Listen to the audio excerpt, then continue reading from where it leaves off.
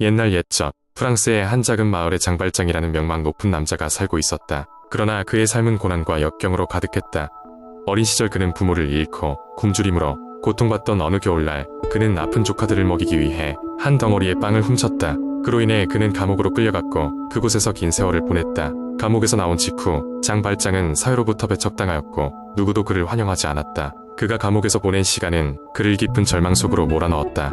그러던 중 그는 딘제르 주교를 만나 고통 속에서도 희망을 찾게 되었다. 주교는 장발장을 따뜻하게 맞이하고 그에게 두 번째 기회를 주었다. 주교의 선행은 장발장의 마음을 변화시키기에 충분했다. 시간이 지나며 장발장은 새로운 사람으로 다시 태어났다. 그는 자기 자신뿐만 아니라 다른 사람들을 돕기로 결심하고 가난한 사람들을 위한 공장을 설립했다.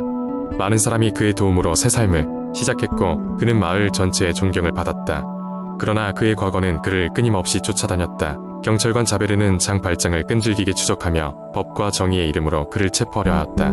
이러한 상황 속에서도 장발장은 자신의 선행을 멈추지 않았다. 그는 마을의 고아 코제트에게 손을 내밀어 그녀를 사랑으로 보살폈다. 코제트는 장발장을 아버지처럼 따르며 그들의 가족은 서로의 사랑 속에서 깊어갔다. 코제트가 성장하는 동안 프랑스 혁명이 일어났고 많은 이가 그 소용돌이에 휘말렸다. 장발장과 코제트는 혁명 속에서도 서로를 보호하며 힘든 시간을 견뎌냈다. 그러나 자베르의 추적은 계속되었고 결국 장발장은 도주 중 자베르와 극적인 대면을 하게 된다. 자베르는 장발장의 인격과 선행을 직접 눈으로 확인하고 자신의 신념과 법에 대한 충돌을 직면하게 된다. 어느 날 자베르는 이미 잡힌 상태에서 장발장을 만나게 되었다. 하지만 장발장은 자베르를 용서하며 자유를 주었다. 이 사건은 자베르의 마음에 큰 갈등을 심어주었고 그는 결국 스스로 생을 마감하고 만다. 장발장은 코제트와 평화로운 삶을 이어가며 많은 사람에게 희망의 상징이 되었다. 그의 여정은 고난과 역경을 통해 참된 사랑과 용서의 의미를 깨닫게 했고 그의 삶은 프랑스의 동화처럼 오래도록 사람들의 마음에 남게 되었다. 두 번째 이야기. 옛날 옛적 프랑스의 작은 마을에 벨이라는 이름의 아름다운 소녀가 살고 있었습니다. 벨은 외모뿐 아니라 마음씨도 고운 소녀였으며 책 읽기를 무척이나 좋아했습니다. 그녀의 아버지 모리스는 발명가였는데 종종 이상한 기계들을 만들어내면서 벨을 즐겁게 해주곤 했습니다. 어느 날 모리스는 중요한 발명품을 전시하기 위해 마차를 타고 먼 도시로 향했습니다. 그러나 길을 잃고 어두운 숲속으로 들어가게 되었죠. 숲속에서 길을 찾던 중 그는 고풍스럽고 무시무시한 성을 발견합니다. 배가 고프고 추위에 떨던 모리스는 성에 들어가 도움을 청하기로 결심합니다. 모리스는 성 안으로 들어와 따뜻한 불과 음식이 마련된 방을 발견했습니다. 그러나 성의 주인인 야수의 존재를 저는 눈치채지 못했습니다. 야수는 오래전 한 마녀의 저주를 받아 인간의 모습을 잃고 야수가 된 왕자였습니다. 마음씨가 차갑고 이기적이었던 왕자는 마녀의 벌을 받아 진정한 사랑을 찾기 전에는 저주에서 풀려날 수 없었습니다. 모리스가 자신의 성에서 무단으로 음식과 온기를 취하는 것을 발견한 야수는 크게 화를 내며 그를 감옥에 가두었습니다. 마을로 돌아온 발명품은 벨에게 크게 칭찬받았지만 아버지가 돌아오지 않은 것을 불안해하던 벨은 결국 아버지를 찾기 위해 낡은 말을 타고 숲속성으로 향합니다. 벨은 성에 도착해 아버지를 찾아 헤매다가 감옥에 갇힌 모리스를 발견했습니다.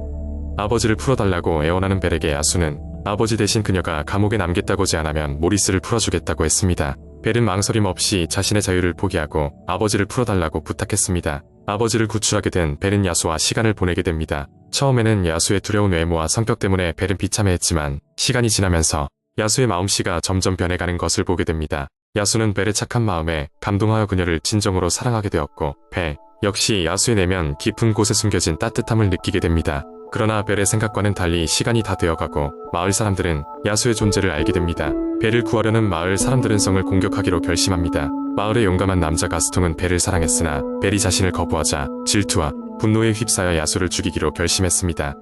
야수와 가스통의 격렬한 싸움 끝에 야수는 심하게 부상을 입고 쓰러졌습니다. 벨은 야수에게 달려가 그의 손을 잡으며 진정한 사랑을 고백했습니다. 그 순간 마녀의 저주가 풀리며 야수는 다시 원래의 아름다운 왕자의 모습으로 돌아왔습니다. 왕자가 된 야수는 벨과 함께 행복하게 사는 것으로 끝나지만 그들의 사랑 이야기와 용기는 마을 사람들에게 큰 교훈을 남겼습니다. 벨과 왕자는 오래도록 행복하게 살았으며 그들의 사랑은 영원토록 전해지게 되었습니다. 세 번째 이야기. 많은 세기 전에 프랑스의 서부 해안가에는 바닷가에 작은 마을이 있었다. 이 마을은 바다와 그 아름다움으로 인해 주로 어부들이 살아가고 있었다. 그들은 아침 일찍부터 밤늦게까지 열심히 일하며 가족을 부양했다. 그 중에서도 앙리라는 어부가 가장 유명했다. 그는 항상 배를 타고 나가면 풍성한 수확을 가져왔기 때문에 사람들은 그를 매우 존경했다. 그러나 어느 날부터 마을 근처 바다에서 이상한 일이 생기기 시작했다. 물고기들은 흔적도 없이 사라지고 밤이 되면 바다에서 이상한 울음소리가 들려왔다. 마을 사람들은 두려워하며 소문을 나누기 시작했다. 드래곤이 돌아왔다는 소문이었다. 이 드래곤은 옛 전설 속에서 언급된 바로 마을을 파괴하고 사람들을 잡아가던 무서운 생물이었다. 앙리는 이 소문을 무시할 수 없었다. 그의 친구들이나 가족들이 두려움에 휩싸이는 것을 보고 그는 문제를 직접 해결해야겠다고 결심했다. 앙리는 마을 장로에게 조언을 구하러 갔다. 장로는 그에게 오래된 책을 건네주며 말했다. 이 책에는 드래곤을 진정시키는 방법이 적혀 있다. 하지만 매우 위험할 수 있으니 신중하게 행동해야 한다. 책을 읽어본 앙리는 드래곤을 진정시키기 위해서는 바닷속 깊이 피어나는 마력의 꽃을 찾아야 한다는 것을 알게 되었다. 이 꽃은 드래곤의 분노를 가라앉힐 수 있는 강력한 힘을 가지고 있었다. 앙리는 주저하지 않고 다음 날 새벽에 배를 타고 바다로 나갔다. 그는 하루 종일 물속 깊이 잠수하며 마력의 꽃을 찾아다녔다. 하지만 쉬운 일이 아니었다. 깊고 어두운 바다가 그의 눈앞에 펼쳐져 있었고 그는 기적 같은 힘을 필요로 했다. 마침내 그는 깊은 바다 속에서 희미하게 빛나는 꽃을 발견했다. 하지만 그 순간 드래곤이 나타났다. 드래곤은 거대한 몸집과 불타는 눈으로 앙리를 위협했다. 앙리는 두려움을 느끼면서도 꽃을 향해 다가갔다. 드래곤은 그를 가로막았지만 앙리는 포기하지 않고 말했다. 나는 이 마을을 구해야만 한다. 내가 우리의 적이라는 것을 알지만 이 꽃으로 너를 진정시키고 싶은 마음도 있다. 드래곤은 앙리의 용기와 진심을 느끼고 잠시 멈췄다. 앙리는 그 틈을 타서 마력의 꽃을 손에 넣었다. 그러자 꽃에서 빛이 뿜어져 나오며 드래곤의 몸을 감쌌다. 드래곤의 눈에서 분노가 사라지고 곧 평온해졌다. 드래곤은 앙리를 보고 조용히 말했다. 내가 이렇게 용기 있게 나선 것을 감사한다. 나는 이제 이 바다를 떠나 다른 곳으로 갈 것이다. 드래곤은 하늘로 날아가며 마지막으로 앙리에게 내려앉아 머리를 숙였다. 너는 진정한 영웅이다. 앙리는 무사히 마을로 돌아와 사람들에게 모든 이야기를 들려주었다. 마을 사람들은 그의 용기와 결단력에 큰 감동을 받았고 드래곤의 다시 없는 평화를 기리기 위해 마을 축제를 열었다. 그 후로 마을은 다시 평온을 되찾았고 바다는 다시 풍성한 생명으로 가득 찼다. 앙리는 그의 이름이 전설로 남게 되었으며 사람들은 그를 영웅으로 기억하게 되었다. 그리고 이렇게 바닷가의 작은 마을은 다시 한번 평화와 안정을 되찾았고 그 후로도 오랫동안 행복하게 살게 되었다. 네 번째 이야기. 한때 프랑스의 작은 마을에서 한 소년이 살고 있었다. 소년의 이름은 루이였고 그는 부모님과 함께 작은 농장에서 살았다. 루이의 부모님은 매우 성실한 농부였고 온 마음을 다해 땅을 가꾸고 있었다. 하지만 그 해는 유난히 혹독한 겨울이 찾아와 농작물이 전혀 자라지 않았다. 아무리 노력해도 땅은 얼어붙고 말랐다. 마을 사람들은 모두 절망에 빠졌다. 어느 날 밤 루이는 아버지가 한숨 쉬는 소리를 들었다. 이번 겨울을 어떻게 버텨야 할까? 루이는 부모님을 도울 방법을 찾기로 결심했다. 그는 농장에서 무엇을 할 수 있을지 깊이 고민했고 결국 북풍을 찾아가 도움을 청하기로 했다. 아침이 되자 루이는 따뜻하게 옷을 입고 긴 여행을 떠났다. 북풍이 머무르는 곳은 마을에서 멀리 떨어져 있는 높은 산꼭대기였다. 루이는 무작정 길을 나섰고 눈 덮인 숲과 얼어붙은 강을 지나며 여러 날을 보냈다. 어느 날 저녁 그는 마침내 산꼭대기에 도착했다. 거대한 얼음 궁전이 그곳에 있었다. 루이는 용기를 내서 문을 두드렸다. 문이 열리자 차가운 바람과 함께 북풍이 모습을 드러냈다. 누구냐? 여긴 왜 왔느냐? 북풍이 날카로운 목소리로 물었다. 루이는 머뭇거리며 자신의 이야기를 전했다.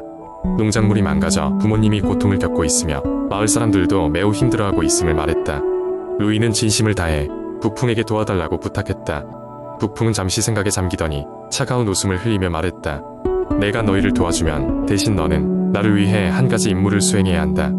루이는 두려웠지만 부모님과 마을 사람들을 위해 그 제안을 받아들였다. 북풍은 루이에게 신비로운 상자를 하나 건네주며 말했다. 이 상자를 열기 전까지는 절대 떨어뜨리거나 잃어버려서는 안 된다. 내가 무사히 임무를 마치고 돌아오면 원하는 도움을 주도록 하마. 루이는 그 상자를 품에 간직하고 발걸음을 돌렸다. 집으로 돌아가는 길도 많고 많았다. 산을 내려오며 그는 여러 번 미끄러졌고 낭떠러지에 떨어질 뻔한 위기도 있었다. 하지만 그는 상자를 잃어버리지 않았다.